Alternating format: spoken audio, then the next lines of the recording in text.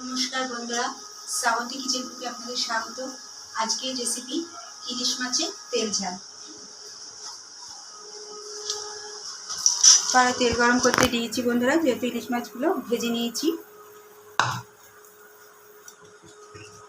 এতে নিয়েছি টক দই, পোস্ত, কাজু বাদাম বাটা আর সর্ষে লঙ্কা বাটা। কড়াই দিয়ে দিলাম, মাছগুলো দিয়ে দিলাম।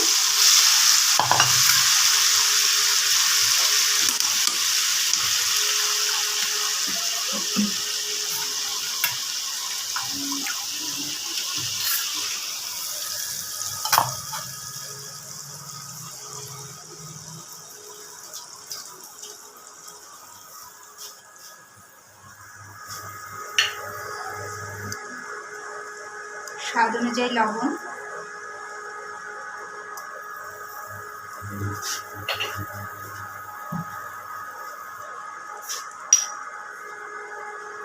আর দেবো হলুদ।